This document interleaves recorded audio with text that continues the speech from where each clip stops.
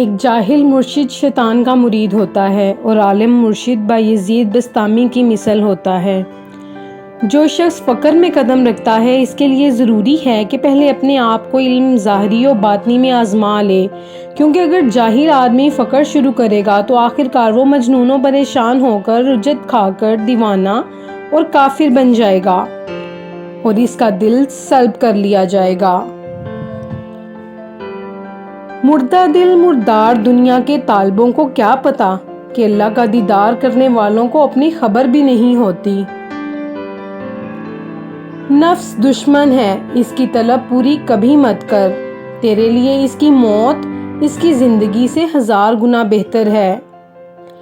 اے ہمدم اس حبس دم کو چھوڑ دے جس کا کوئی فائدہ نہیں ہے، توحید میں غرق ہو کر عارف خدا ہو جا۔ عقل مند وہی ہے جو عداوت سے بچے، اس کی پرہیز قوت اور شوکت دشمن سے زیادہ ہو۔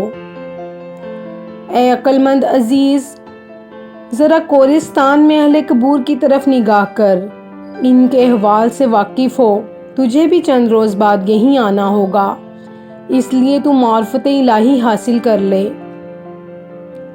وقت ایک کانٹے والی تلوار کی طرح ہے، اس چند روزہ زندگی کو غنیمت جان، اگر تو اس سے مستفید ہوگا تو بہتر ہوگا، کیونکہ تو نفسانی ہے اور جو نفسانی ہے آخر سے فنا ہونا ہے۔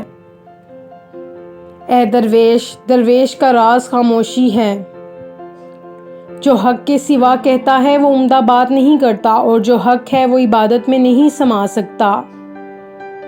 صاحب دانش و عقل کل وہ شخص ہے جو پہلے نفس کو مصیبتوں میں پہچانے، اور ان کو پہچاننا نفس کے خلاف ہے، اور نفس کے خلاف چلنا محض اللہ تعالیٰ کے لیے پرہیزگاری کرنا ہے۔